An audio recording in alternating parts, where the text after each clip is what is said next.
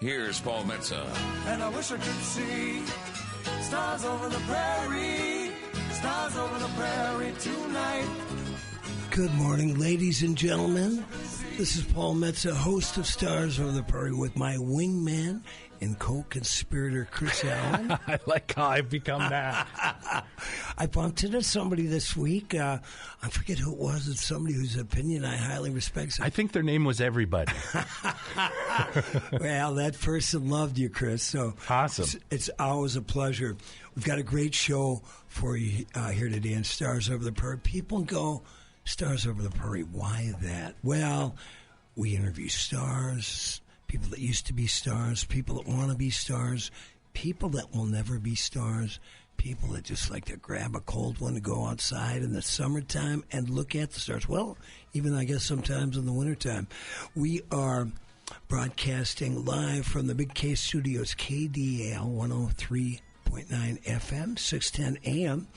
Stream worldwide at KDAL610.com. We are 237 somersaults down the street from Bob Dylan's childhood home. 1 block away, just a stone's throw away from Bob Dylan Way, and we look out the window through this misty Duluth morning, and we see the Great Lakes Superior, one of the greatest freshwater lakes in the history of mankind and before. We've got some great live music today with Brianne Tepler. We're also going to be talking to Jillian Ray. They're doing a show this coming Friday night at the Sacred Heart Music Center. We will also be checking in with my good friend, Professor Anne Margaret Daniel from Woodstock, New York. She is a F. Scott Fitzgerald scholar and a Bob Dylan scholar. She teaches at the New School in New York. Her writings have appeared in Mojo Magazine, the New York Times, Hot Press, Vanity Fair, and more. She just saw Bob Dylan opening up, I think, about the fourth leg of his... Oh, wow. 4 years later from when his Rough and Rowdy Ways tour started. So she's going to give us the update on that. We always love talking to Professor Daniel. You know, I was at the Sacred Heart last night to see our guest from last week, Mary Bew. Okay. And the guest who overslept, Galen Lee, who was very apologetic. I know. But it's the first time I'd seen Galen, and she was and is phenomenal. Yeah. Her singing is incredible. Her violin playing, her tone on that violin is so deep and melancholic at times, and fun and melodic. She's a great performer, too. Oh, my God. Now, I have to mention that she is in a wheelchair. Yeah. And when you watch her, that wheelchair disappears. You're absolutely right. You are absolutely right. And she had the crowd eating out of the palm of her hand. She played with the guitar player named Jeremy Livslacker, whose name I'm badly mispronouncing, but it's a tough name to spell or pronounce. He also played with Mary. And it's good seeing my old buddy Noah Levy on drums with Mary. Noah's part. He's got a great brother named Adam Levy down in Minneapolis. And Noah played with Brian Setzer for years and years and years. From the Stray Cats. From the Stray Cats, yeah. And also played in Trailer Trash. They held forth at Lee's Liquor Lounge for, God, I don't know, almost 20 years. But it was good seeing Noah and getting caught up. And the first time I'd actually met Mary B. face-to-face. But it was an incredible show. Have you performed at Sacred Heart, Chris? I haven't. I was in line to do the Duluth Does Elton John, and was cut at the last minute. What song would you have done? It was I don't even remember. I want to say that it was. It wasn't even one of the popular ones. I think that's why we got cut. But all the good ones were taken. Yeah, of course. So I had to take what I could get. You know, they gave me the list, and then I went through other stuff. I think I was going to do Sacrifice, which was a big pop hit, but they were a lot of the performers were doing older Elton John. Yeah. And so that was it. Well, that early Elton John, man, I'll tell you, one of my favorite records of all time is Tumbleweed Connection. Yeah, great album. It's almost like if you closed your eyes, you'd go, man, I'm listening to the band. It had that real Americana, early 1970s feel. And then, of course, one of my great all-time bangers, Saturday Nights, All Right for Fighting. Yeah, great song. Oh, man, the guitar riff on that is so bad. It is so bad. But, hey, we always like to remember people that are born today. You would be in Aries if you were.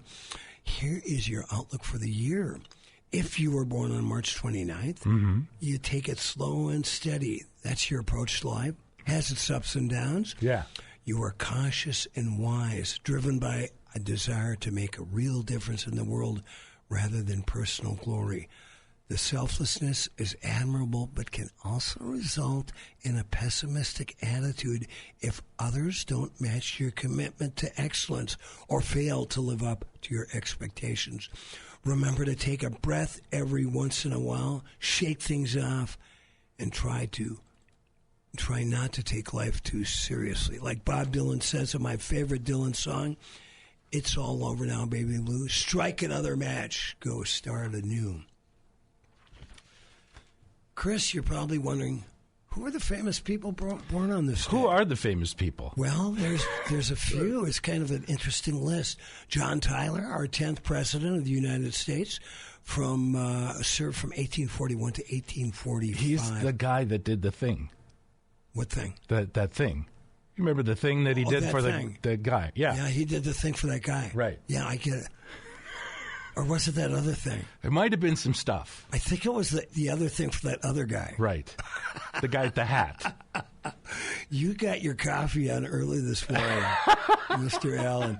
Anyway, John Tyler, 10th president, born in 1790 in Charles City, Virginia. Hey, it's baseball season. It opened up this week. The legendary Cy Young, the American Baseball Hall of Fame pitcher. Take this. He played for the Cleveland Spiders. Yeah. Oh, you know that. I only because I've watched a lot of baseball movies, and I think they bring it up in, is it Field of Dreams? They talk about Cy Young wanted to play in the field, but they told him to stuff it. He can stay with the name of the team. Stay with the Spiders. Yeah. Also played with the Boston Americans. He has the most wins in a Major League Baseball history, 511. Of course, the Cy Young Award was named after him. Born in 1867 in Gilmore, Ohio. Passed away in my birth year, 1955. We also have Eugene McCarthy. Now, you're not so young you don't remember Eugene McCarthy. I know who Eugene McCarthy is, yeah. A Minnesota senator, yeah. Also a presidential candidate. In 1968. He was born in 1916 in Watkins, Minnesota. He was the U.S. Rep from 49 to 59 in the 4th District and served in the U.S. Senate from 1959 to 1971. He, of course, was known for his anti-war program, challenged LBJ in 1968, and, of course, I think had a life from that point on. Never quite got along the way with LBJ's Vice President, Minnesota's own Hubert Humphrey. In fact, I called in to a radio show, I think it was on WCCO, just a few years before he died. Mm-hmm. And they had him on, and I talked. I said, "How'd you ever get along with Humphrey?" And he goes, "Not well at all." Uh-oh. It was one of those things where I knew I was going to be on the radio, so I got my cassette player out and taped my call. And this was long before I became a big-time radio announcer up here in the Twin Ports. Right. But, everybody's got to start somewhere. Everyone does that. I think I've been on 3 national shows, and I have them all taped. I had my worst experience back in, it would have been around the mid-'90s. They were doing a BBC radio show about Eddie Cochran, the great rock and roller from Albert Lee, Minnesota. And I knew, some, his songs, but I wasn't, versed in Eddie Cochran discography or lore. So I went out and got a box set, came back, listened to it for a couple days, get all set up. I remember it like it was yesterday. I'm sitting down at noon to sound like I know what I'm going to talk about, the great Eddie Cochran. Uh-huh. Phone call from the BBC, It was like right at 12:15, right on the dot. I go very excited, pick it up, kick the landline phone cord out of the wall. And that was my last chance to ever be on the BBC. Uh-oh. Anyway, these days that wouldn't happen because there's very few phones that have cords in the wall. Hey, the other cool thing about Eugene McCarthy, he served as a code breaker for the U.S. Department of War in the Second World War. Really? He was married for a long time to a woman whose name I really love, Abigail Quigley. Now, apart from being a great politician, he also wrote 20 books.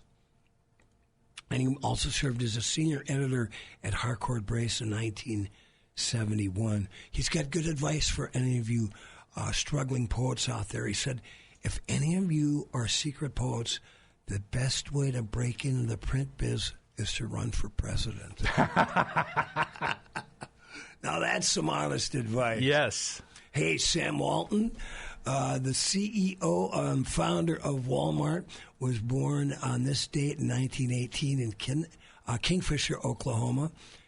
He's not still alive, is he? No, he passed in 1997. That's what I thought, because I know the kids, they all own portions of it, and it immediately vaulted them to like the top 10 richest people in the world. Oh, I'm sure. But wingman Chris Allen, how many Walmart stores do you think there are in America? There are 1,982. Times that by 3, and you will be close. 4,720. I go up. I like Walmart. I go up there to get the $3 pre-made salads. They're good for 4 days tops. Don't get in them 5 days later. But for a bachelor like myself who likes to kind of stay healthy, I just get the $3 salad and put them in the fridge, and I think I'm doing good things for my body. Yeah. Which some people have referred to as the Temple of Doom. Hey, how about Eric Idle, born in 1943? Of course, born in South Sheffield, England, a comedian and writer. You must have been. He was in Monty Python. He was one of the original. Also, you got to see this. There is a mockumentary called The Ruddles. Oh, my God. I have that movie. I have that CD. They made a second CD, and I also have the 8-track tape of The Ruddles. That was tell the audience out there what the Ruddles was all about. So basically, it's a mockumentary, how the Ruddles started and some of the hits in the career. They're based on the Beatles. Based on the Beatles. And George Harrison is in the movie. Yeah.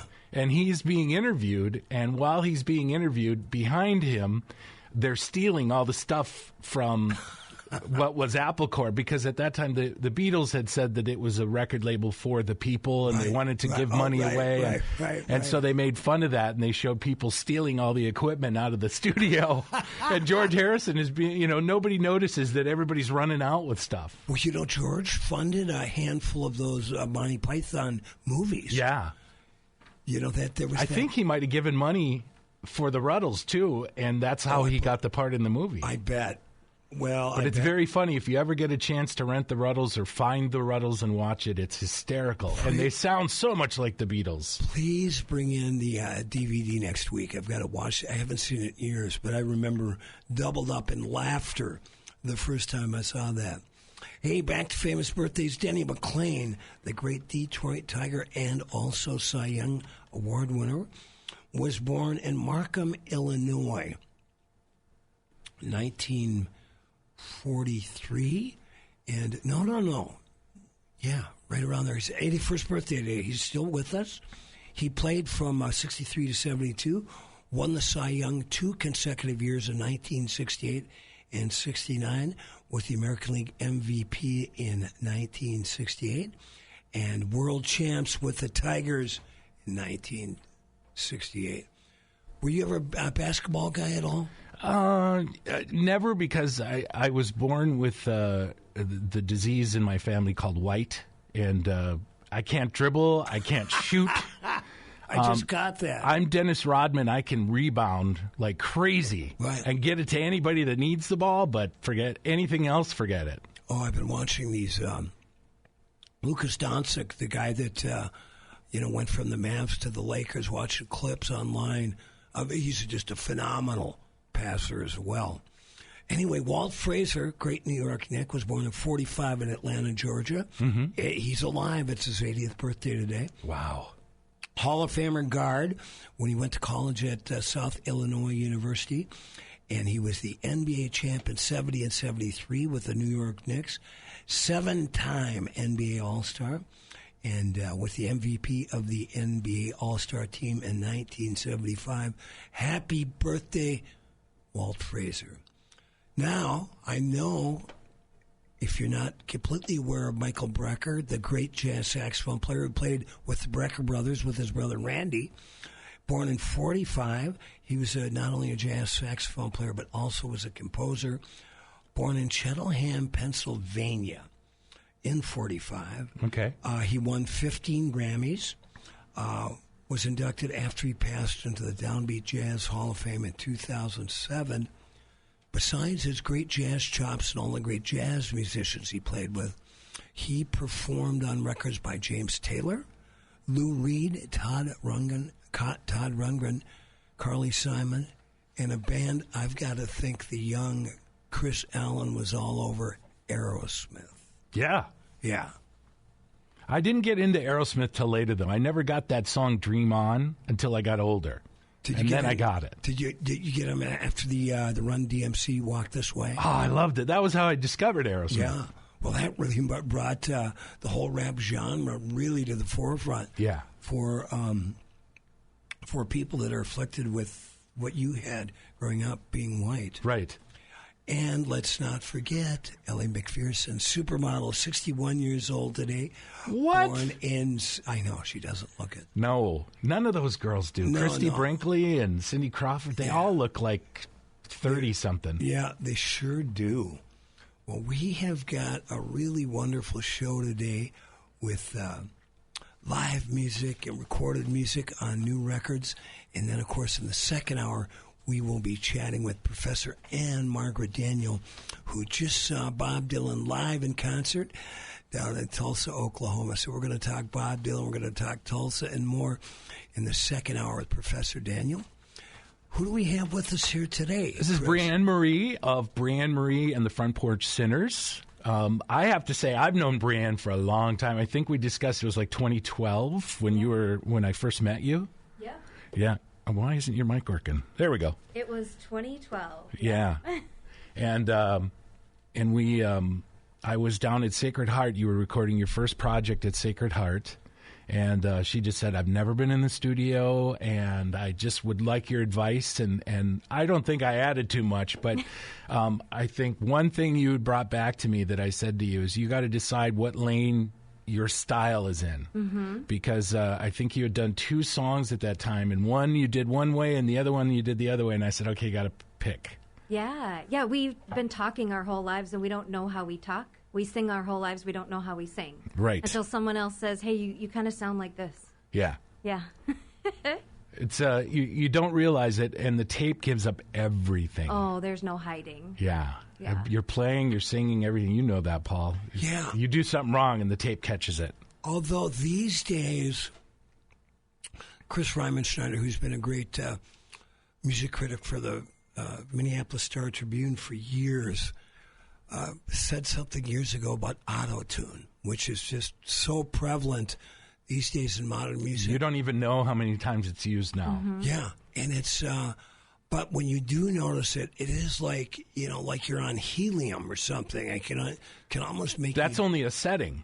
Yeah. There are many, many settings. There's a great Netflix documentary that's out right now talking about auto-tune and all the ways it can be used. That's just one of 50 ways they use it. Well, it's... I mean, Cher used it. She was the first one to have a hit with it. And then there was a rapper named T-Pain that really brought it to the forefront and used it on everything. Yeah, it's, I might say it's overused these days. Yeah, but you're auto-tune free. Right. Well, there's fixes and edits, but if you look at somebody like Billie Eilish, who's, so hot right now with her albums, her and Phineas have talked about their process, and they will slice dozens and dozens of takes a vocal take, instrument take. They'll slice it. So like half a second is from this take, but the other half a second's we're not doing that. No. We're not going down to that nitty gritty detail. But he's an editor though. Phineas is Yes. That's all he does is record and edit. Edit, produce, mix, all of that. Mm-hmm. You know, when we do a project, it's a family photo. Everybody get in, do your hair as best you can, show up, stand right, take say cheese, take the picture. We can do a little bit of photoshopping, but we're not going to go to town on this. But that's the thing I like about you guys. You cut a lot of it live and then overdub. Yep, we do. And I think that makes for a better record. All the older bands do that. Speaking of Aerosmith does that. They do it live and then they come back and they do the overdubs. And I think you get the most energy out of the band and you get the best sound. Yeah, that energy comes across. And sometimes the mistake winds up being the best part of the song. Bingo. Yep. That happened with this tracking we just did on a slower song. I said, for these scratch vocals, I don't, and, Jillian kept saying, don't say scratch vocals. It's not a scratch. It might be the one. And sure enough, on one of the songs, it was like that sort of soft singing was actually what we needed. Isn't that amazing? I love it. That works. What's our next move here, Chris? You're kind of lining this show up today. All right. You're doing the heavy lifting. I'll take the lead then. Yeah. Well, I told Brianne to bring some songs to play live, and then we'll have Jillian, the producer, Jillian Ray, we'll have her on in a little bit, and we're going to play the first track that you will be releasing soon, April 1st, I think you said? So the first track, Dashboard Dandelion, is out now exclusively on Bandcamp, YouTube, and radio stations. Okay. And she's looking for a big debut in the area, so we're hoping that some of the country radio stations will take it. But I also told her to bring some live stuff because that's what we're known for. That's for sure. Well, this is going to be a lot of fun today. So Jillian Ray actually produced the record? She did. We've been doing pre-production for about a year-ish. And this is the first time you've had a producer. First time. I've done pre-production before with another artist from the cities. This time I was like, Jillian, let's do pre-production. Does that work for you? She said yes. And then I didn't want to let her go. I said, will you come into the studio with us? And she was very excited to say yes. So we'll talk about that. And I'm proud to say Jillian is a chanteuse from the Iron Range. She comes from Evelyn, Minnesota, which was for years my hometown, Virginia's arch rival, just 3 miles away. Now, Rockridge High School has combined Evelyn, Virginia, and Gilbert, so we have to put some of those old bad feelings about our neighbors aside. It's a beautiful school. My buddy Willie Speltz is the principal there, so I'm excited to talk to Jillian. And, of course, so much of the stuff goes on at Rich Matt's Sparta Sound. That's right. In fact, Brianna is wearing a Sparta Sound shirt. We've had Rich on via the phone, but we've got to get that man and his lovely gal. I just forwarded you some information about him, too. Good. Rich contacted me this week about some upcoming shows, and so I forwarded all that to you so that you could have that for your maybe an upcoming show, or at least maybe to go and see him. I know he'd like to attend a lot of things around here. Well, I'm putting together a benefit for Ukraine on May 14th at Sacred Heart Music Center up there. So I invited Rich Matson and Jermaine, but he's going fishing with my buddy Dave Curry. Fishing is more important? Well, to Matson it is. That's fishing opener, isn't it, that weekend? You can't mess with the opener. Well, it's on a Wednesday, so I don't think it opens till the weekend. Hey, now. Oh, well, we'll give him that one, but we'll get Rich on. I love him to death. He's I've recorded at a studio. It's a great little spot. Are we going to do music? And we're going to do live. We'll have Brianne do a live tune here, and then I'd like to get Jillian on and have the two of them talk about the recording of the record and the differences and what Jillian brought to this record that you didn't have before. I think that's going to be fun. It's the first time we had a guest in the studio talking to a guest on the phone. That's right. This is like auto-tune for the sixth dimension. Cool. Well, I was going to say, which tune are we going to hear? I'm going to do a song called Carried Me Through. I wrote this. It was one of those lightning songs, when you have the idea and you just sit down in 5 minutes, it's done. Mm-hmm. I watched a documentary about Dolly Parton and her whole history of music. It was on Netflix. I had COVID. I was trapped in quarantine to a corner of my house, couldn't be around my family. And then I walked over to my guitar in our rehearsal space and I just wrote this song. All right. And this is called? Carried Me Through.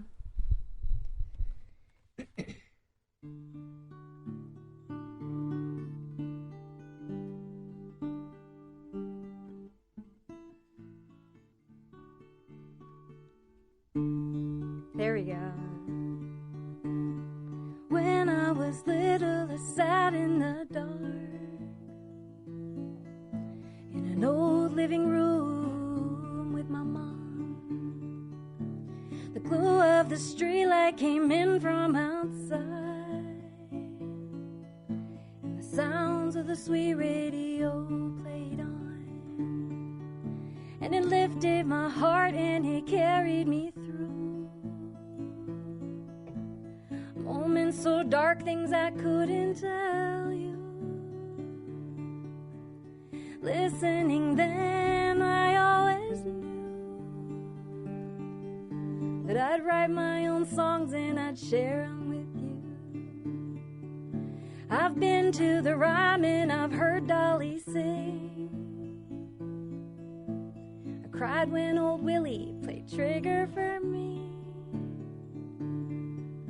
When Randy came out, he told me so. I knew I would follow my heart show to show. And it lifted my heart and it carried me through moments so dark, things I couldn't tell you. Listening then, I always knew that I'd write my own songs and I'd share them with you.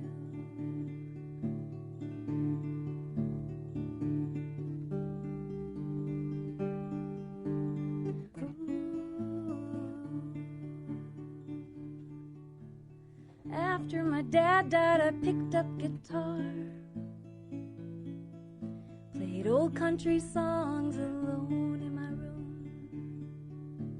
Something changed when we lost Tim.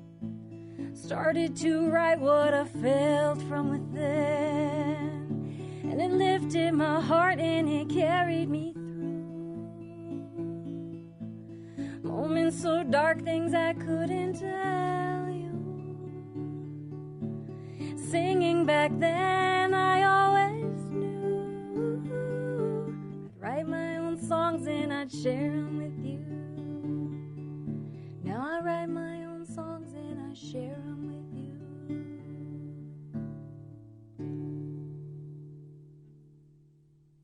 Well, thanks for sharing that. Brianne, that was really beautiful. That guitar sounds great, too. Thank you. Yeah, and your yes. favorite singer is? Oh, gosh. Dolly Parton is my absolute favorite singer, but I did weave into there a couple of other favorites. Randy Travis, Willie Nelson, but yeah. I also know that there was a story behind the recording of your first album. Yeah. When you went to record that, there was... that's Making Lemonade is what you did. Yeah, absolutely. So my first album was... a bunch of songs called Six Strings of Peace and Sanity. My dad died by suicide when I was in my mid-20s. Oh, sad. And then my brother Tim was killed in a car accident 3 years later. And so I was just pouring my heart and soul. I picked up a guitar after my dad died and then just poured my heart into it, playing like country cover songs that we used to do karaoke with my dad. He was a karaoke DJ on the side. And then I started writing and just felt really, really good when I would write and play. And so this song is it's my origin song. When people say, what's your guitar story? How'd you start music? This song ties it all together. And on the album, it's just my vocal, this guitar, and Kaylin Pellerin, our fiddler, doing double stops and classic Opry-style fiddle playing. Really subtle. It's just the perfect amount. I mean, you just close your eyes and you're at the Opry. It's almost like an old Dylan or Springsteen record, you know? Ooh, yeah. Very, very bare bones and raw and everything. It was a really good record. Nice record to start on, because then you could go anywhere with your second one, which I thought was a good choice. Thank you. Mm-hmm. Yeah, and just over the years, I've been able to write about emotion a lot different. I think there was some rawness to the emotion back then, obviously, and then after my brother's car accident court cases finished, I used some lawsuit or wrongful death money to make the Timothy John EP, and that was a really raw, sad, anger-filled album or EP. But now the way that I write about sad stuff is different, which everyone's going to hear when they hear this Dashboard Dandelion song. It's sad content, but it's a rockin' tune, and we can talk about sad things in different ways than what I thought back in 2012. Mm-hmm. Well, I think we should take a break and make sure our sponsors get some time in, and we should get Jillian on the phone, and you guys can talk about the recording of the record, and then we'll play the song you were just talking about. Yeah. All right? Jillian Ray, the pride of Evelyn, Minnesota. I'm anxious. I met her a couple of times, but I'm anxious to speak with her this morning, so that'll be fun. If you're looking for a great hang in downtown Duluth, I highly suggest Carmody's Irish Pub. They're located at 308 East Superior Street, open Tuesday through Sunday.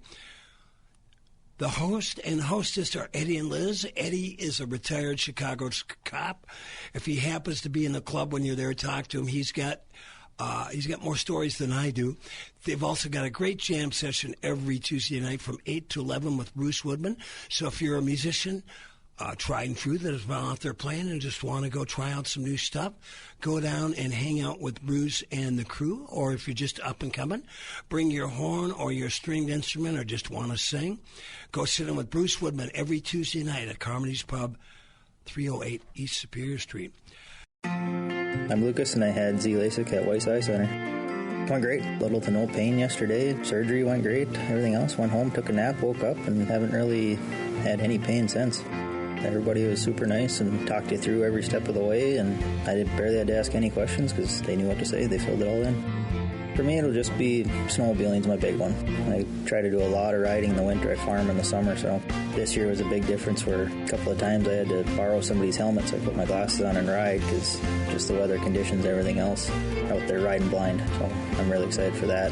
It's well worth the money, and it's going to change my life for a long time, I'll tell you that. Weiss Eye Center is the only clinic to offer blade-free Z-LASIK in the Northland. To find out more and to arrange your free consultation, call 218-625-1917 today or visit weisseyecenter.com for more information. Weiss Eye Center. See the best.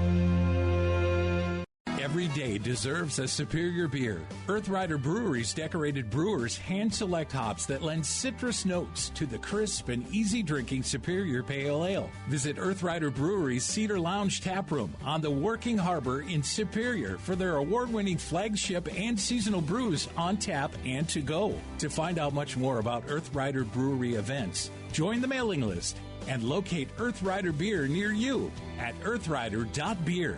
Hold fast. River City Records and Books, voted Best Record Store of 2023 in the Twin Ports by the Duluth Reader, has in stock thousands of new and used vinyl records, from classic rock to punk, grunge, and metal, to hip-hop, rap, and jazz, reggae, and dub. Thousands of books, CDs, DVDs, Blu-ray, and VHS. Also a large selection of cassettes, comic books, and music magazines. Stop in and see them at 1814 West Superior Street in the friendly Lincoln Park Craft District. Open 9 to 7, 7 days a week.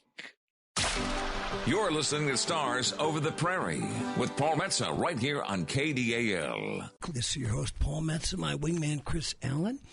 Brianne Tepler's with us live in the studio, and we'll be talking to Professor Anne Margaret Daniel in the second hour, giving us her review of Bob Dylan's show, which just happened a few days ago, March 25, down in the Tulsa Theater in Tulsa, Oklahoma.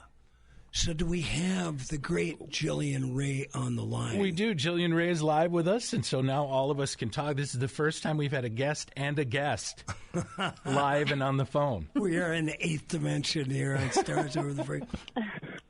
Jillian, hello. Jillian, how are you this morning? I'm great. How are y'all doing? Good. You know, I think you and I don't know if we played together or we met once at, I think it was the 218. My gosh, yes. Years ago, yeah. But it's so hard because you play so many shows over the years, and then there's social media, so I feel like sometimes my brain has a rough time figuring out, like, do I know this person in real life? Right, or right. social media. And, of course, we know each other's music because we're always listening to the music, right? Sure. So, I remember. well, good. Well, good. Well, nice to chat person to person. I remember Garrison Keillor wrote an essay for the Minneapolis Star Tribune, I don't know, 25, 30 years ago. And he was going, everybody says we only use 10% of our brain. He goes, no, wrong. He goes, I think most of us use almost every part of the brain we can, and there's just a little bit left there. So we could file that under that Keillor's theory. So, Jillian, let's talk about when you started. Now, did you graduate Eveleth High School? I sure did. Eveleth Gilbert. You were a Golden Bear. Oh, yeah. Okay.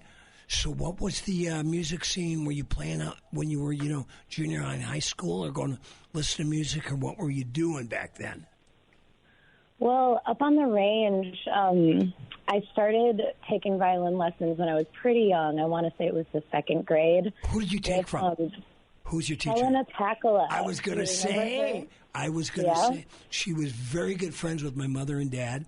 And I've known Helena for years and years and years and years since I was a little baby.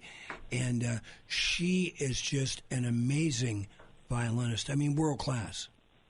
She's an extraordinary woman. I love that you have that connection with her. So at a young age, I joined her group to Singing Strings, like as soon as I, had the chops to do it. So really, like the first quote unquote like tour for music that I went on, I remember I had to leave the last day of school in the third grade early to get on my first ever flight, and it was Northwest Airlines back then. Sure, right. Northwest, I forget. One is an airline. Northwest, yeah. So I was doing the whole violin, song, and dance thing for several years. And then after that, I started playing in orchestras, just up on the range and in Duluth whenever I could. What was it called? It was at the East Range Country Show back in Palo, Minnesota. Okay. God, I had so much fun. I think I was like a 12-year-old, playing fiddle and singing with like the most wonderful, talented, and adorable group of like old guys that were just like amazing music chops. I'd never been around people like that before in like a non-classical setting. So, yeah, I just took whatever I could get. It's funny when I think about Helena, and we're Facebook friends, so I stay in touch. And she, we were talking about Ellie McPherson and supermodels looking like they're always, 25 to 30. Helena's the same way. I just saw her a few years ago, and she is in just great shape. She's a very athletic woman. But we were doing, Jillian Ray, she called me up to play a memorial service for someone. Must have been a vet because it was out at... it was for a vet. I know that. And like a Veterans Park or something Veterans like that? Park, yeah. Okay. Mm-hmm. And so I had learned this song, and I was playing a nylon string guitar, following around a long, little classical piece. Of course, I always tap my foot when I play. I'm a folk and blues guy. That's what we do. And so about 20 seconds into the tune, she just stomps on my foot and holds it down for the rest of the song. It's like, dude, what are you doing, Metsa, But yeah. Oh, my God, that's totally on brand. That sounds exactly like her. I love her so much. Yeah. So now at that little country western show, please tell me you were wearing a little cowboy hat with a string under your chin and a pair of cowboy boots. I mean, probably. I remember I borrowed a bunch of my mom's clothes. Like, I know that there was a lot of, like, denim vests, polo tie. Like, I just, like, anything that I could get, to, like, put on that country look. Right. Back in, and, I mean, this was, like, Brienne, we both have a love for, like, those 90s country artists Yes, that we grew up we with. do. So this is like Shania, Jody Messina, like Mary Chapin Carpenter heyday time. So it was just like, I think the first song I sang was She's in Love with the Boy at the country show. Oh, and I just felt like, well, I can die happy now. That was amazing. You know what's funny? I hired Trisha Yearwood in the studio to sing a demo with a project I was doing at Belmont College. And one of the guys in the band said, I know 3 girls that are really good at singing right on the spot. And Trisha Yearwood was one of those people we hired. And she was like nobody Get yet. out of town. Yeah, That's amazing. I still have the demo with her on it. Yeah, Jillian, we need to have like coffee with Chris and talk about Nashville because he's got all the 90s country stories. I was there with Mary Chapin Carpenter and used to hang around a lot of those singers. And in fact, I walked out on Garth Brooks because I thought he was stupid. Oh, my God. Yeah, it was at the Bluebird Cafe, and he was singing George Strait songs, and he kept talking about what his favorite artist was George Strait, and I was with 2 other girls, and I turned to them, and I go, there's already a George Strait. Somebody go tell him. And we walked out. We were in the car driving home, making fun of him. And then you said, that guy's not going to go anywhere. 10 months later, I'm putting out the Garth Brooks CD, and I go, this is the guy from Bluebird. Oh, my God. So then I came up with this idea of getting artists to come in and sing acoustically. Yeah. And we were able to get Garth. And backstage, I said to Garth, were you at the Bluebird on this and this date? And he says, yeah. There was this kid that had a really high voice, and then there was a bearded guy, and then I came out. Wow. And he says, that was the night I was signed. And I was like, oh, of course. Yeah, Oh, right. my God.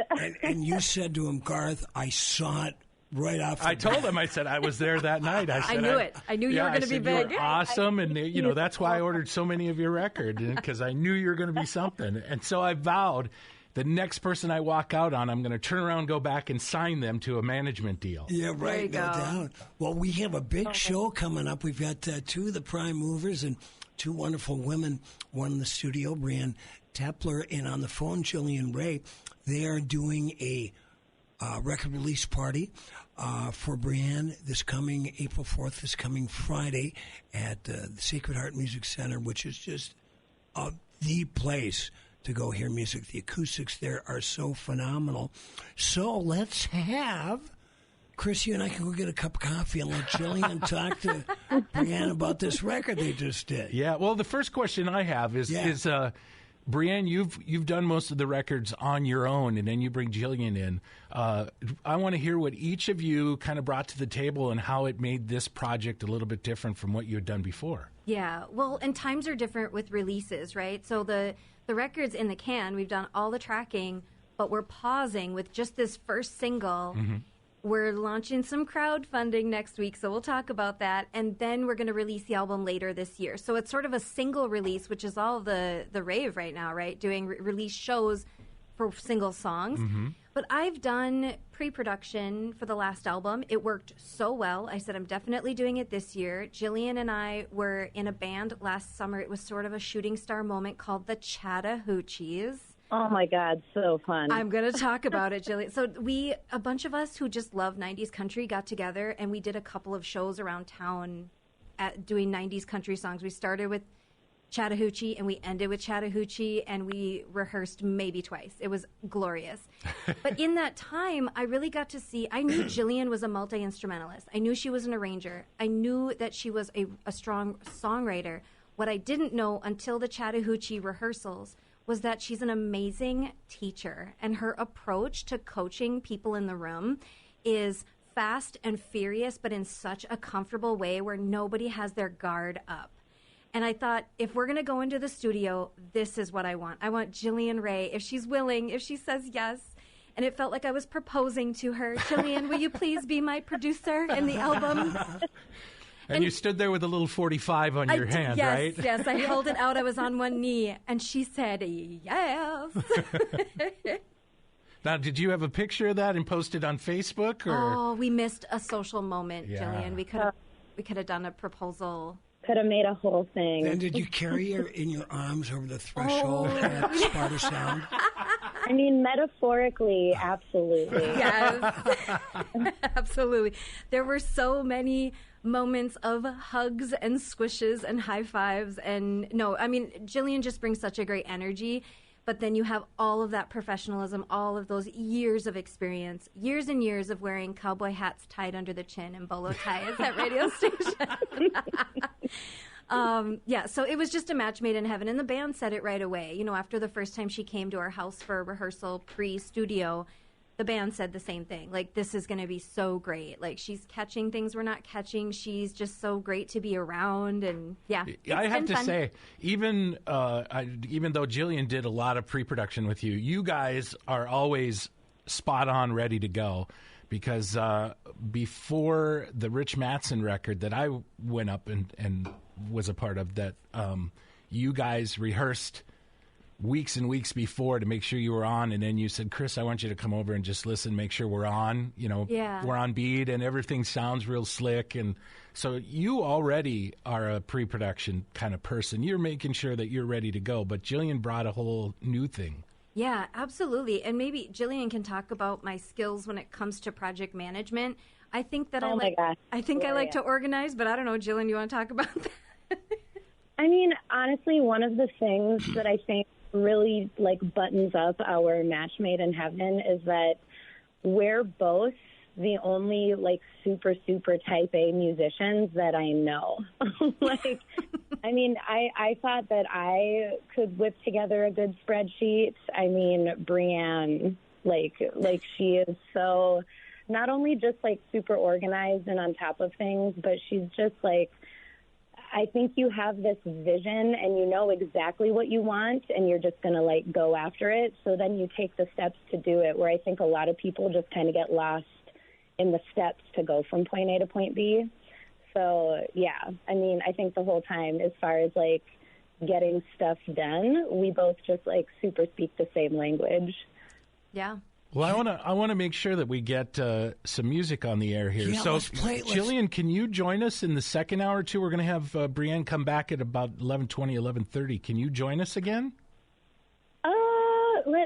Yes, I can. Okay, because if you can't, what I'm going to do is I'm going to play Jillian's song. Yeah, let's play Jillian's. And then we can save Brianne's for later, and we'll just have Brianne back, Jillian. We'll play your tune now, okay? We'll let Jillian go to the Roosevelt in Eveleth for a couple Bloody Marys. Oh, my gosh, I wish. Okay, so what song are we going to hear by Miss Rick? This is called Silence on KDAL. Okay. I hear cries every day and every night. I feel the hurt all around me. I always thought that human beings were born with empathy, and I just can't understand how someone can turn it off like a switch. You're so hungry for power, even though you have all of it. When I work for an hour and break all my bones for your profit margin, what I clock in for the day, you take in a minute. Please tell me how hard you work to deserve it. Please tell me how it makes sense. None of it makes any sense. All that matters is dollars and cents. Really does a number on my senses.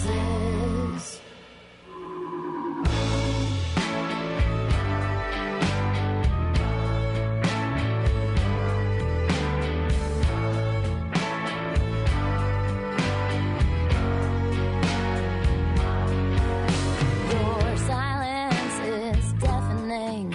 All my senses are heightened beyond my comprehension.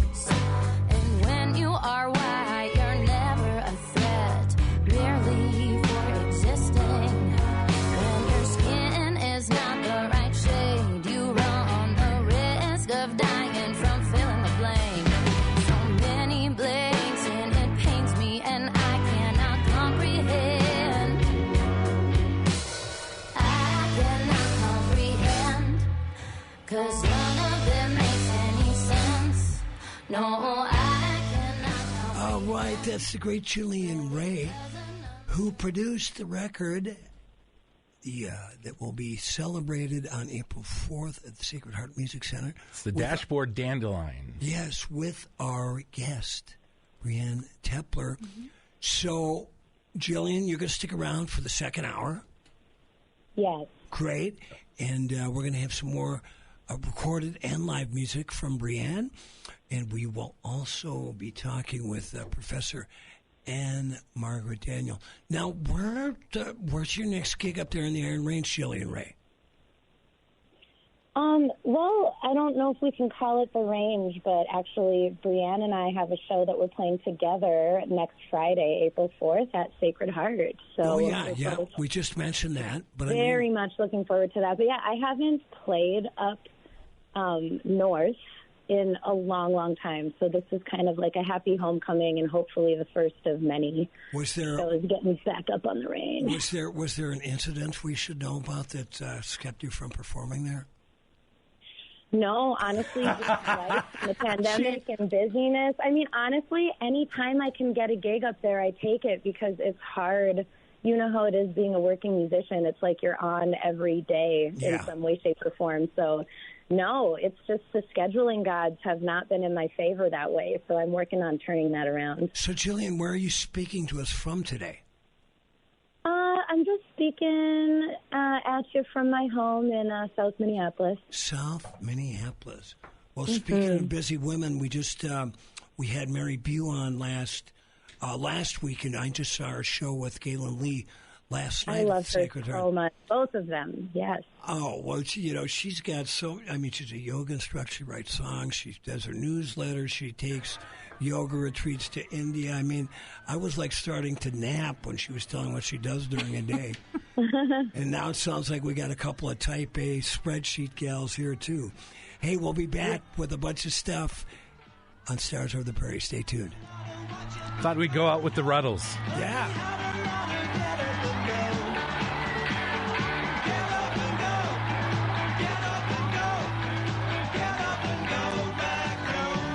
Ruddle's story is a legend, a living legend, a legend that will live long after lots of other living legends have died. Tonight, we are extremely proud to present the semi-legendary life story of the Prefab Four, Dirk, Nasty, Stig, and Barry, who made the 60s what they are today, the fabulous Ruddles.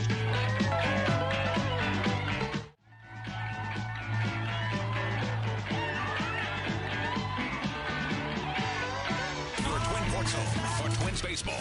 It Stars Over the Prairie with 8-time Minnesota Music Award-winning songwriter, musician, author, and historian, Paul Metsa. Check out previous show podcasts at KDAL610.com. Now, here's Paul Metsa. Welcome back, ladies and gentlemen, at Stars Over the Prairie. This is your host, Paul Metsa. We've been having a great time in here with my wingman, Chris Allen. The women are taking over the show, and I'm all for that, and I can't wait for the women to take over the rest of the world. It's time. Hey, before I forget, I will be playing my weekly gig every Sunday. That's tomorrow at Carmody's Irish Pub at 308 East Superior Street. I'm doing a solo show from 4 to 6 p.m. There's not a cover. Hopefully Eddie Gleason will be back from Ireland. He took a little trip and back in one piece and with more stories than he usually always has. Say the woman we are going to be speaking to next before we get back to Brianne Tepler to listen to some more music by her, and our guest listening from South Minneapolis, originally from Evelyn, Minnesota, Miss Jillian Ray. We're going to be talking to Professor Anne Margaret Daniel, who is a very good friend of mine. She's a writer and editor. She teaches at this New School University in New York City and at Bard College in Annandale-on-the-Hudson. She was born and raised in Richmond, Virginia, and she has lived in Massachusetts, New Jersey, Washington, D.C., New York City, and more. She's written for the New York Times Hot Press, The Spectator, the Times Literary Review, and more. She just recently had her review of the Bob Dylan performance at Tulsa, Oklahoma on March 25th in Mojo Online. She knows a lot about F. Scott Fitzgerald. She knows a lot about Bob Dylan, and she's getting to know a little bit more, probably more than she needs to know about Paul Metsa. She's also a big doggy lover. We're going to give her a call and get her on the phone. And it's still misty out there. It's warming up a little bit, but it's Duluth, Minnesota, the Zenith City by the Unsalted Sea, which was so named in 1868 during an Independence Day picnic by Thomas Foster, the editor of Duluth first paper, the Minnesotian, who said, called Duluth the Zenith City of the Unsalted Sea. And we're continuing that, so thank you, Publisher Foster. Do we got the professor on? We do have the professor on with us. Professor Ann Margaret Daniel, how are you this morning in Woodstock, New York? My friend Paul Metsa, how are you this morning in beautiful, beautiful springtime Tiltown? Tiltown is springing back to life. It's a little gloomy out there, but you expect that. But you never know here. You look out another window and all of a sudden it's a sunny day. But we have a lovely sunny day here in Woodstock. The Catskills are starting to green up, and everything's coming into bloom around town. And in fact, this is a weekend when we're all going down to start preparing our plots in the Woodstock Community Garden. Now, who else gardens in the Woodstock Community Garden? Well, it's a secret, but they're all fabulous people. I bet. Well, over the years, of course, you had the band live there, and Van Morrison and Albert Grossman and Happy and Artie Trum, and now Ann Margaret Daniel. How big actually is Woodstock itself, Ann? The population? Woodstock itself is a pretty small town. It's a small enough town that you really do know at least the faces, if not the names of all the local folks, and you know who has seasonal places here because, of course, that exists. There are a lot of people who live out of town, mostly in New York City, and come up the Hudson on weekends and some of them for the summers. But increasingly, folks who used to commute up, it's becoming a year-round community. A lot. I think the COVID, the pandemic, and a lot of lockdowns did have an effect on the area. It's gotten a little more settled, and property values have certainly gone crazy. Oh yeah, I'm sure. So there is that factor, and it can be quite crowded on a Saturday summer weekend. But it's actually still very much a small town, very gentle, very artsy, of course, and it's located in a place that is just so salubrious. It's so healthy here. Native tribes moved here centuries ago, millennia ago even, and settled because of the fresh air and the water everywhere, all the creeks and rivers, and the lovely climate. So it's a good place to be. Oh, I gotta. It's not the shores of Lake Superior, the great freshwater sea, but it's nice. It's funny when you said community gardens. I was playing a outdoor show. Just really, I think it was around a campfire. Oh, God, 10 or 12 years ago in Wisconsin. And a guy originally from that area lived in San Francisco, and he was a big community gardener, and he shared the community garden out in San Francisco with the great writer Joel Selvin. Oh, nice. Who wrote for the San Francisco Chronicle for years. So it's nice to know you writers, besides hanging out and your typewriters, your keyboards all day long, are out there getting some fresh air. We worry about you folks. Well, thank you. That's very kind of you. We sometimes worry about you musicians staying up all night in formerly smoky bars, but we're certainly happy to come and listen to you when we get up out of the chairs. Well, it's we love the audience. I mean, that's the kind of I had a friend of mine, James Reggae, who's an abstract impressionist painter, and we spent a lot of Wednesday nights. He was a bartender in downtown Minneapolis. And when I got done with my gigs, I'd go pick him up, and we'd end up back at my house, and we'd have a couple of bourbons on the rocks and listen to Miles Davis and talk about art and life. And he would say, this is the one thing that he is jealous of musicians. He goes, you get to create your art with people, yeah. And he goes, I'm sitting there in my studio by myself, painting away, and I really understood it. I mean, it's kind of a writer's life is really no difference. There's a lot of solitude within. There is, and I mean, Minnesota's one of Minnesota's favorite native son bards, F. Scott Fitzgerald, has some very moving and meaningful passages to say about the solitude of a writer's life. There's a letter he wrote to his wife, Zelda Sarah Fitzgerald, when their daughter, Scotty, was finishing high school and getting ready to go to Vassar. And she had already announced that she really thought she'd like to be a writer. And he said, I worry about her in that profession. He said, it's a very sedentary profession, and it's very solitary. I always think of that sedentary and solitary, Mm-hmm. And he's right. However, I've heard writers say that the great thing about the solitude is when an essay or a book is published, and then the readers become collaborative in a way. They're the ones who bring the writing to life and keep it going, and in some cases, like let's say Shakespeare's plays, once his company finally published them, make them immortal. And I think the same is true for painting. A painter creates something in a solitary way. Andrew Wyeth paints his friend Christina in the yard in front of her house in rural Maine. And people who go to the Metropolitan Museum of Art to see Christina's world now stand there for half an hour and become part of that world, What, you are, one of the foremost experts in the country on F. Scott Fitzgerald.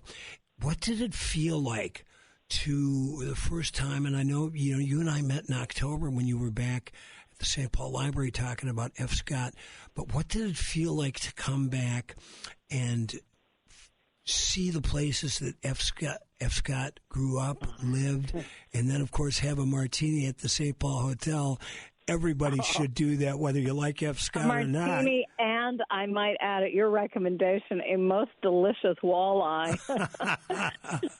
It's marvelous. I love walking around St. Paul. I love going out to the White Bear Yacht Club on Delwood Lake, just outside town, where he and Zelda rented a house and where he actually began The Great Gatsby in the autumn of 1921, right after his daughter had been born.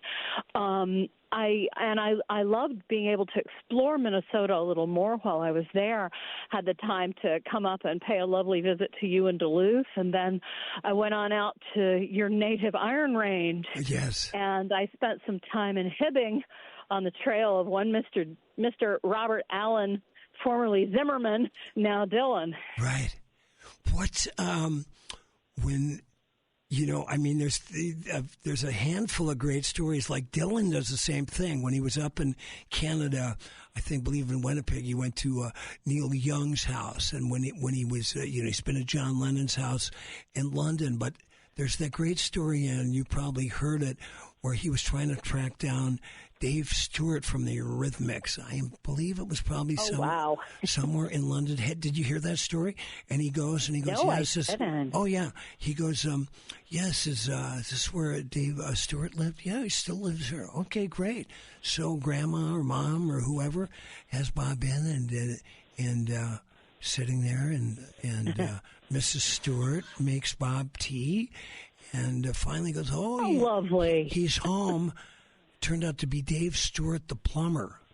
Oh, that's that's great. And you know what? I feel certain that Dylan was very happy to meet Dave Stewart, the plumber, and say hey to him and get a big laugh out of it himself. And I bet he said thank you for the tea.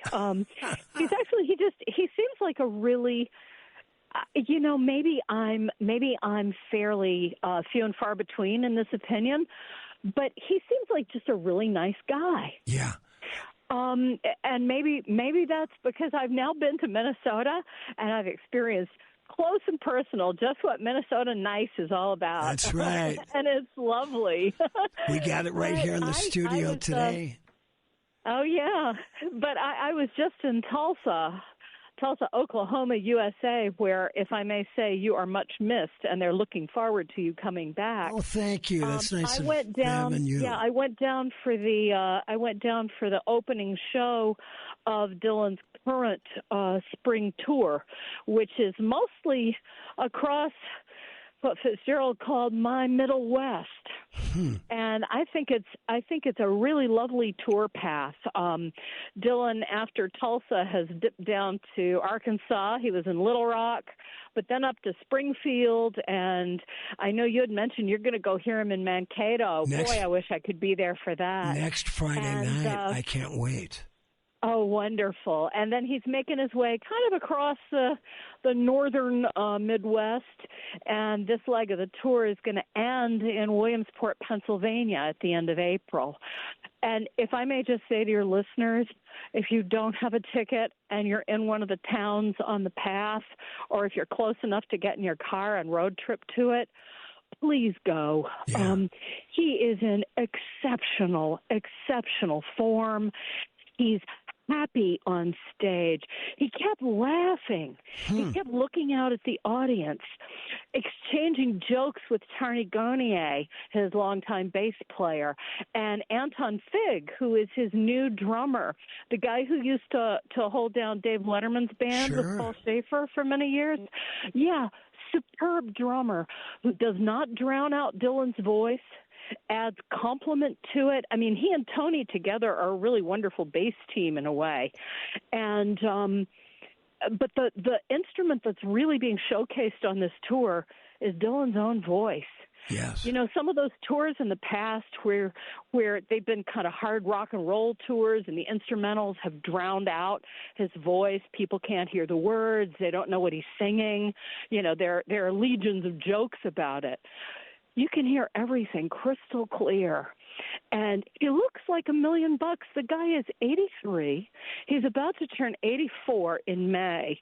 Everybody else that age is retired, you know, unless they're a writer or an artist, or in some rare cases, a musician. And here he is. He got dressed to the nines for that show in Tulsa. Really cool pair of motorcycle boots. It was as if he almost studiedly avoided cowboy boots in a cow town. Sure. The elegant trousers and just the prettiest shirt. It's this dark black shirt with kind of explosions of flowers all over it. Very springtimey. And then a black hat with a concha rim, you know, wrap around it. And he was loose and elegant and clearly having a great time up there. He did a somewhat new arrangement of Desolation Row, one of my favorites of all of his songs. That just blew me away. Ditto for It's All Over Now, Baby Blue. Oh, my favorite of all time. Oh, you're in for a treat, Paul. Yeah. Those two and When I Paint My Masterpiece really stood out for me among the older songs. I mean, it's called the Rough and Rowdy Ways Tour, and yes, he performed 9 out of the 10 songs on Rough and Rowdy Ways during this concert. The only one he doesn't do is Murder Most Foul for probably obvious reasons. It's 17 minutes long. Sure. But it's a real mix of songs from the 60s, songs from the 70s, and even one from the early 80s. He's been concluding with a very nostalgic, very benedictory Every Grain of Sand. Yeah. Boy, I can't wait. Now, you did a great review. Was that Mojo Online? Oh, thank you. Yeah, I did a review for Loved Mojo. it. They were kind enough to ask me to write about the night in Tulsa, and it was more than a night. It was literally a party couple of days. Folks arrived on Monday morning, as early as Monday morning. Some of them got in Sunday afternoon, and the Bob Dylan Center, which is in Tulsa right next to the Woody Guthrie Center, is usually closed on Mondays, but they opened for people who were in town for the concert. And right before the show on Tuesday, the Dylan Center had a lovely party, just a cocktail party in the lobby with hors d'oeuvres and nice drinks for cool. folks who were visiting. Yeah, it was really, really nice. It was billed as a party for members, and you could sign up for membership on the spot if you wanted, but they very graciously, I came with 4 people who weren't members, and we all had a wonderful time. Well, it's such it was very generous and lots of fun, and right across the street and catty-cornered from the Tulsa Theater. Yeah, well, it's, in those 2 museums, the Woody Guthrie Museum and the Bob Dylan Center, they work so well in tandem. And I highly recommend a day at each. When I was down there at the end of January, I didn't have enough time for either. But the Woody Guthrie Center, which is opened its doors in 2013, and Woody wrote 3,000 songs. He was a painter, a writer, an essayist, musician, recording artist. There's just so much there, but what a beautiful... and the wonderful thing about the Guthrie Museum is they always have things like This Land Is Your Land on display. Yeah. But they do rotate the exhibits, and they had some new stuff out this time. They have special exhibits at both places. There's a Jesse Ed Davis show upstairs at the Dylan Center. They've started with the show that they did back in March of last year on Shane McGowan and the Pogues. They've started showcasing other artists, like people who are Dylan's friends or who were Dylan's friends, people he's recorded with. And I think that's really lovely. There's a special exhibition on right now at the Guthrie Center of hip-hop, which is an art form I think Guthrie would have adored. Oh, yeah. He liked all manner of folk music. And it was lovely to see not only so many people from out of town. I mean, I saw folks at the concert from London and from Japan, and who'd come in from every state in the country and from Canada. Some of them had driven or taken the bus to get there and just be there for this celebration. But there were, every manner of Tulsa locals. There were bootmakers. There were the violin shop folks. I saw Teresa Knox at the show. Oh, yes. She's the local Tulsa businesswoman who purchased Leon Russell's legendary church studio when it was literally falling to pieces. You could pick bricks up off the sidewalk. And she has turned it into an amazing recording space. Your ears should have burned. She asked after you and wants to know when you're going to come back and record some more. Oh, yeah. I did 3 songs there. We videotaped it. It should be coming out soon. Wonderful. You'll get one of my first ones. And Margaret Daniel, this has been... it's always a pleasure to speak with you, but to share... Such a pleasure. I cannot wait to hear your report from Mankato on the Rough and Rowdy Ways tour with Bob. You'll get it from when I'm sitting in the bar after the night. I'll text it to you. But, it was funny because everybody was going, he ended his, London tour at the Royal Albert Hall. And everybody goes, is that going to be the last time we see him? And I go, no. And now he kicks it off in Tulsa, the Magic City, and it is over when Bob decides it's over, and that's all I can say. And I hope he decides to keep going for many a day. Like I said, he's in top musical form. His piano playing is superb, and he's obviously enjoying himself.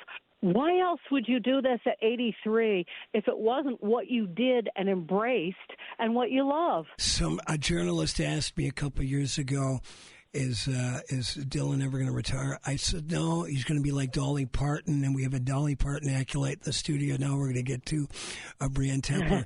But I said, Dolly said, no, I want to die on stage. And I said, Dylan's going to be the same way. I said, although I'd hate to be at that gig, on the other hand, if it happened, I'd hate to miss the Ascension. I would not like to be there at all, and I hope it never, ever, ever happens. Well, he's going to go straight to heaven. Thank you, Ann Margaret Daniel. Take care of the dogs. Good luck at the vet. Thank you. Love to you and to Blue and Miss Mabel. Of course. Paul. Have a great day. All right, we need to visit our sponsors. Let's do that and then get back more with Jillian Ray on the horn from South Minneapolis, and in studio, Brianne Templer. I'm Sydney, and I had Z LASIK at Weiss Eye Center. Oh, man, camping and like being able to look up at the stars, or like wake up to the stars or wake up to the sun and not have to kind of fumble around to see where my glasses are. So I'm looking forward to that. Eventually, it's like getting out and enjoying nature with sort of no barrier. Oh, the staff were really great. Yeah, it was really, always felt pretty taken care of, and very friendly staff, and they were answering my questions even if they were like really, really trivial. It's something that you gotta have like a bit of trust in this doctor. Weiss Eye Center is the only clinic to offer blade-free Z LASIK in the Northland. To find out more and to arrange your free consultation, call 218-625-1917 today or visit weisseyecenter.com for more information. Weiss Eye Center. See the best. If you're looking for a great hang in downtown Duluth, I highly suggest Carmody's Irish Pub. They're located at 308 East Superior Street, open Tuesday through Sunday. The host and hostess are Eddie and Liz. Eddie is a retired Chicago cop. If he happens to be in the club when you're there, talk to him. He's got more stories than I do. They've also got a great jam session every Tuesday night from 8 to 11 with Bruce Woodman. So if you're a musician, tried and true, that has been out there playing and just want to go try out some new stuff, go down and hang out with Bruce and the crew. Or if you're just up and coming, bring your horn or your stringed instrument or just want to sing, go sit in with Bruce Woodman every Tuesday night at Carmody's Pub, 308 East Superior Street. River City Records and Books, voted best record store of 2023 in the Twin Ports by the Duluth Reader, has in stock thousands of new and used vinyl records, from classic rock to punk, grunge, and metal, to hip-hop, rap, jazz, reggae, and dub. Thousands of books, CDs, DVDs, Blu-ray, and VHS. Also a large selection of cassettes, comic books, and music magazines. Stop in and see them at 1814 West Superior Street in the friendly Lincoln Park Craft District. Open 9 to 7, 7 days a week. It stars Over the Prairie with 8-time Minnesota Music Award winner Paul Metsa. Welcome back to Stars Over the Prairie. This is your host, Paul Metsa. I am in the studio with my wingman, Chris Allen, and the lovely Brianne Templer, we're going to listen to a new track or two and also hear a little bit more music from her live. Do we have the lovely and Jillian Ray still on the phone? I am waiting for her to call in. Okay. I have texted her and just waiting for her to call in. So are we going to listen to a track or we have a little live music, Chris? I think we should do something live. Let's do it. Yeah. So I'm going to play Two Trees. This is the title track off the album. So as I said, we recorded the whole album, but just Dashboard Dandelions, the lead single that's out now. I'm in a songwriting group. They give us a word every 2 weeks, and then we write a new song. This word was slump. I looked out my window and I saw one tree slumped on the other, and now it's an entire album. Like, isn't that fun? Yeah. That we get to do that.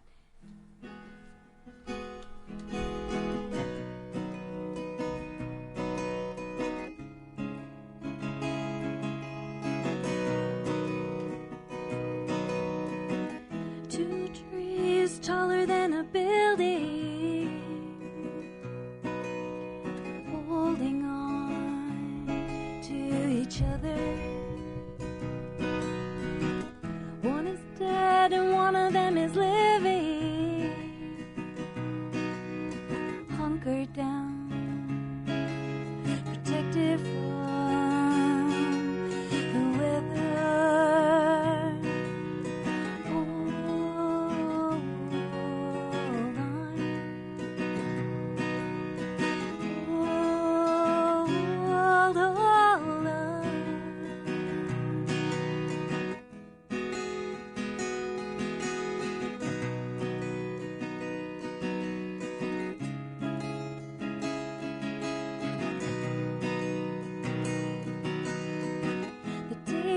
passes faster than the last one.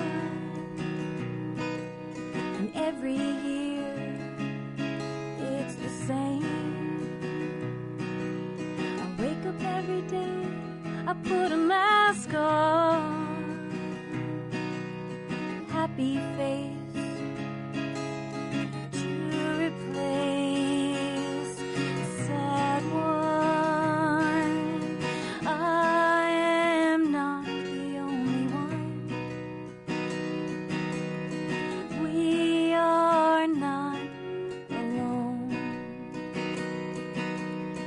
You are not the only one. You are not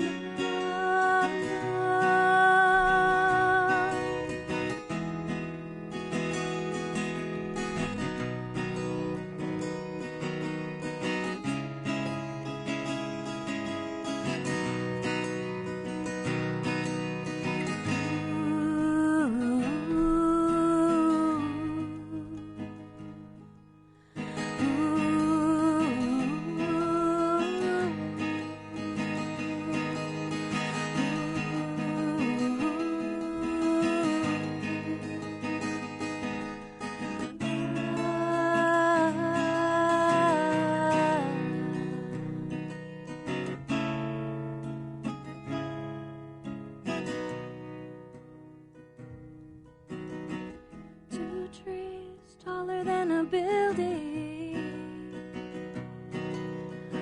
holding on to each other. One is dead and one of them is living through the sunny skies and stormy nights, one after the other. Oh, that was a very pretty song. Thank you. I love having live music in the studio. I know, there's nothing better, and nobody is doing it nowadays. Well, you know what? And not just in radio studios, TV studios. I was just talking to Noah Levy last night, who played with Mary Bew, nailed it on the drums. But as you get older, you know, and you weren't born yesterday, Chris. Right. And you're performing The day before. Yeah. But it's and you're going to get there, Miss Stepler.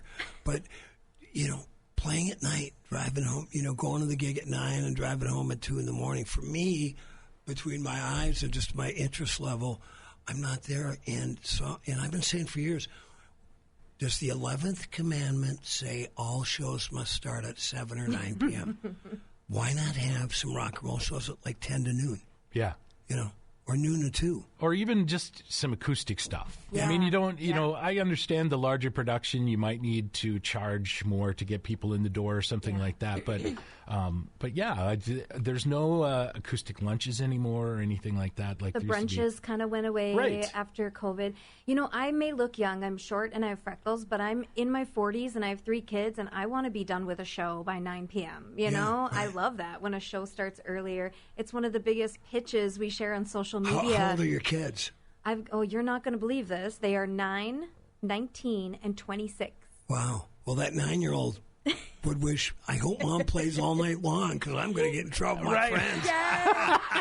She's a rock star. She and I have started a little side band, a little mother-daughter duo. We're playing Homegrown at the Children's Showcase. Wow. Oh, cool. She's our roadie. She knows how to roll up a 1/4 inch. She knows how to sound check a mic. She's good to go. Good for her. That's the rolling up the chord that's a hard one to teach because I have it. I've been doing it for 50 years. I have no idea. You can always tell when I'm in a hurry because then it's around the elbow. Yeah. Oh yeah. But if I have time, I roll it up correctly. There's that double twist in there at some point with your left hand if you're right-handed. Did we get Jillian on? We do have Jillian on live on the phone with us. Yeah. Jillian Ray. She's back. Yeah. Hey, well, good to have you. And we've got the 1-2 punch of Brianna and Jillian.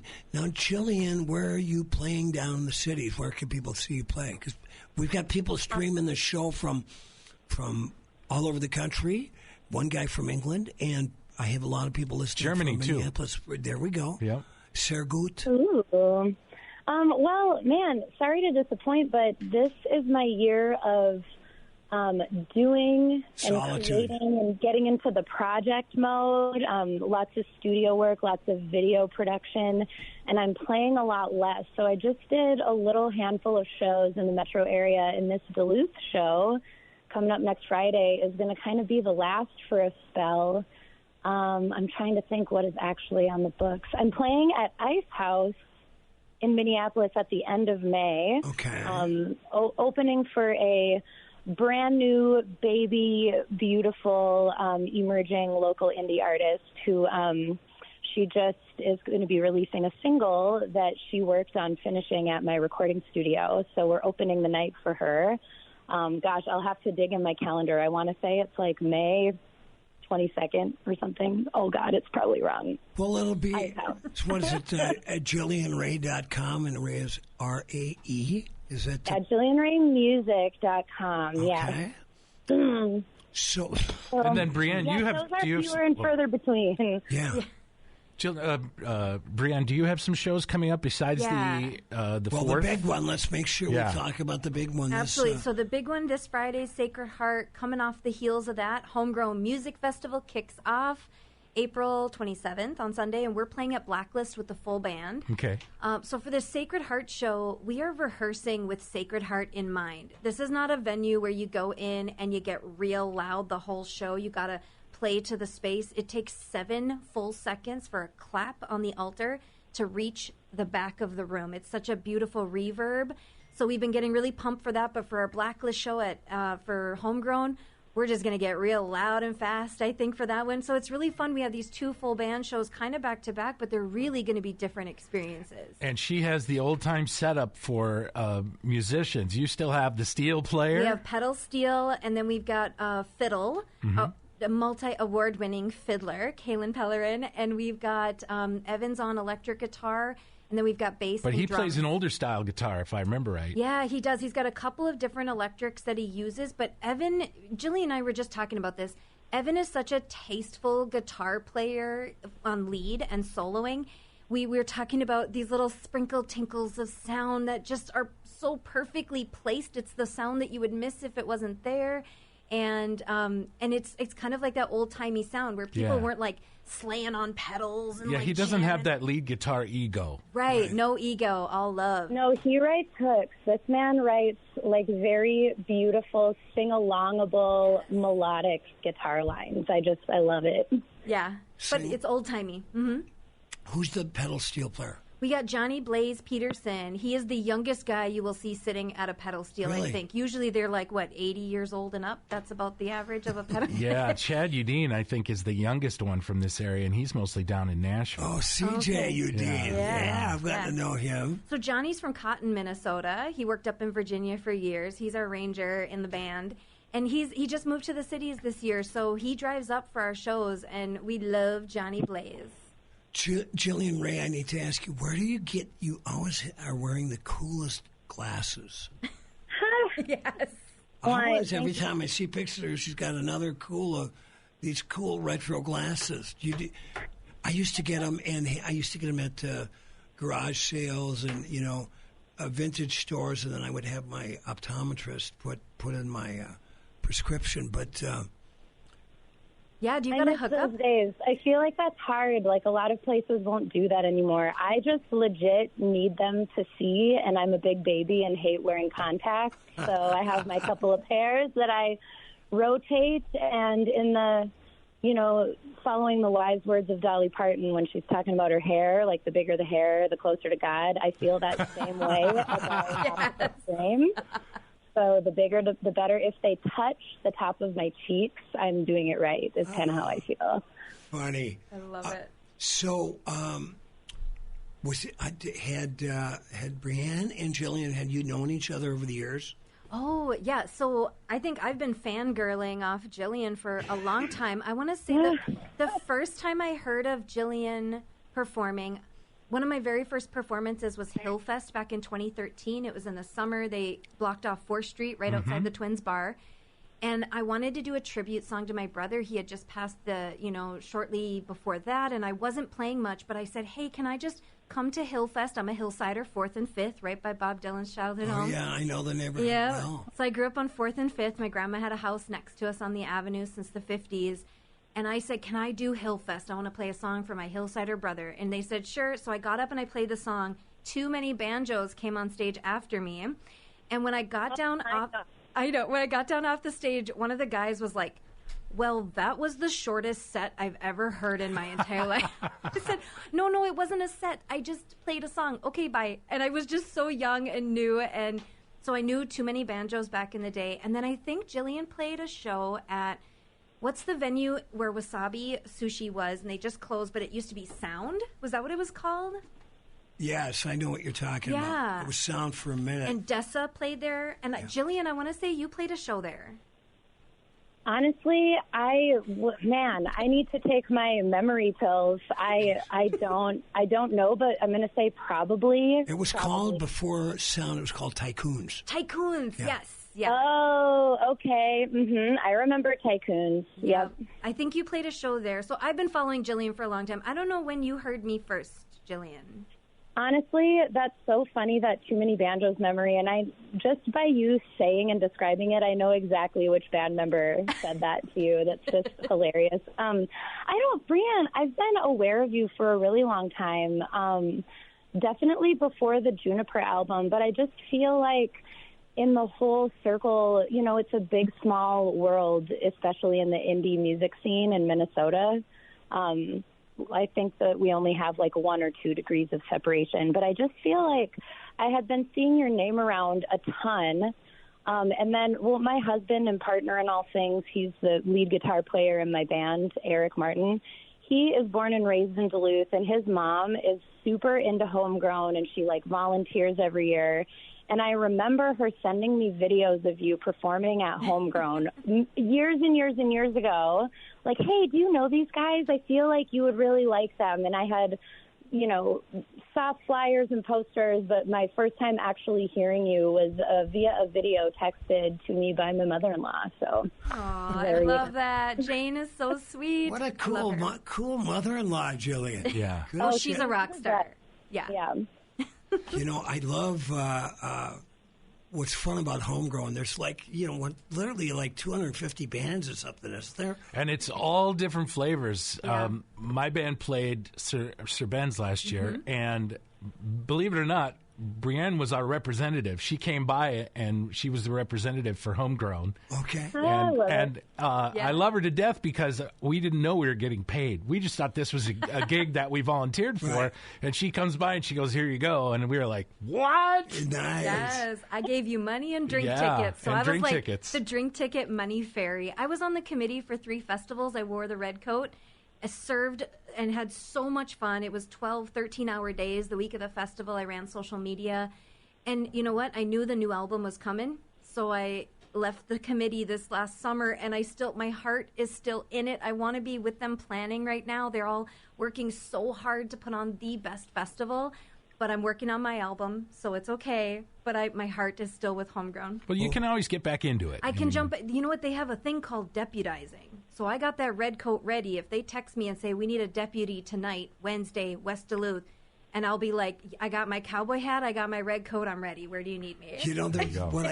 Why I loved it when I got that, the reader does a nice booklet. I think it doesn't go on for 2 weeks. Yeah, something like that. 8 days for the festival. 8 days. It seems like, but it kind of bleeds in the next week. It does. But there's so many great names of bands, right? Yeah. So when and a lot that you've never heard of. So if you want to go see some new music or some music that isn't playing everywhere, this is a great way to do it. Well, when Jillian was just talking about and Brianna about Too Many Banjos, there was a weird story when I first moved into Northeast Minneapolis in '97. Pretty safe neighborhood, I thought. And I started playing out, and I came home one night, and then I saw that somebody had broken into my front room, and I saw the front door was kicked in, and I walked in, and somebody had broken in, and they left 3 banjos.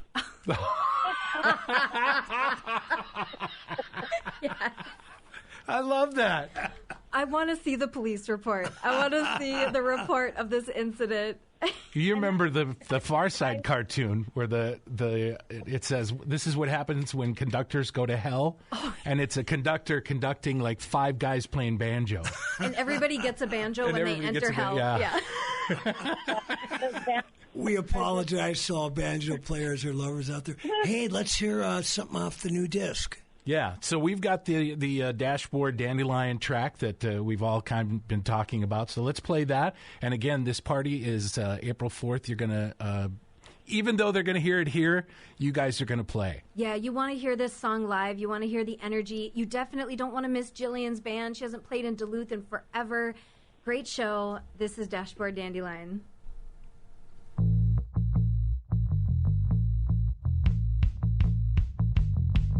I was working 8 to 5 the day you came home. He said the baby is 7 months old. First time I saw you, lo and behold, I said this baby is 7 weeks old. You were born less than a season ago. You meant more to me than you'll ever know. Like the wildflower growing on the side of the road. Then the child picks up before we go. A dashboard dandelion laying in the sun. It withers in the heat and then it's gone. You came to me less than a season ago. You meant more to me than you'll ever know. Than you'll ever know.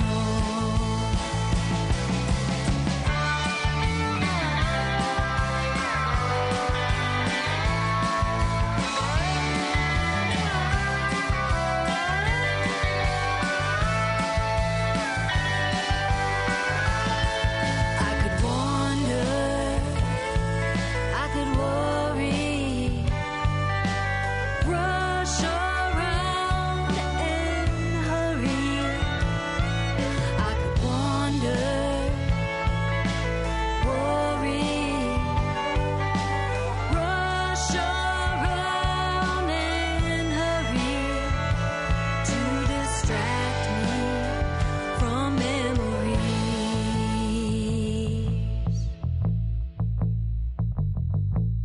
I look at the dashboard and think of you. Imagine that you found a place to take root. Dashboard dandelion, I love you so. But it's okay, let you go. Let you go. Let you go. Let you go.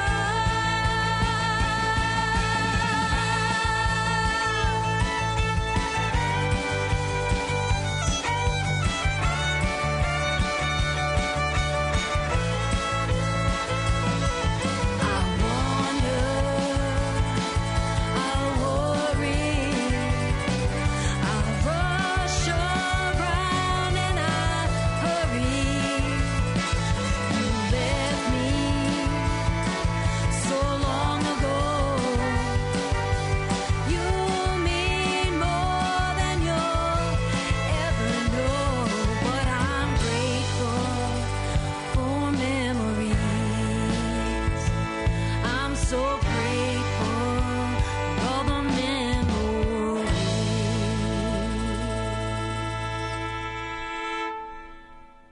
Dandelion Daisies. That was by my guest who's in the studio. That's what's great sounding record, Brianne. Thank Teflon. you. Oh my gosh, that was such a fun song to write. And it's sad stuff, but it's just a rockin' song.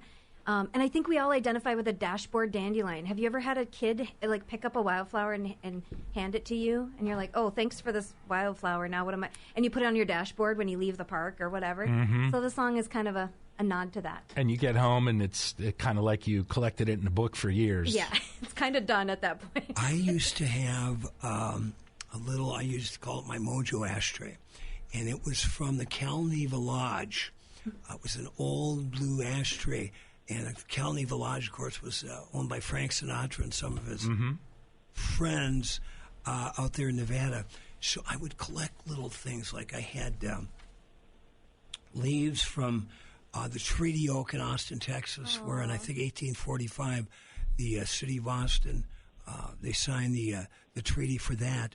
I had leaves from the Congo Square in New Orleans, with a lot of heavy history, where the slaves used to go and perform on Sundays and use rhythmic code because to let other tribal members know exactly what was going on with kind of the underground of the Native Americans and Caribbeans down there. And then I had a pick by Rick Danko of the band.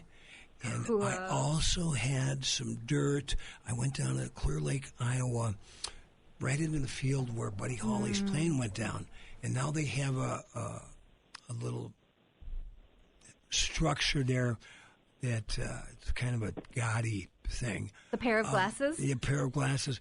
But I went down, this was 25 years ago, and I actually had the book, so I found the exact fence that the plane and when, crashed and then flipped over and was laying on the fence. So I had some dirt from the ground there and some just shards and wood, slivers from the fence, and I used to keep it in my garage.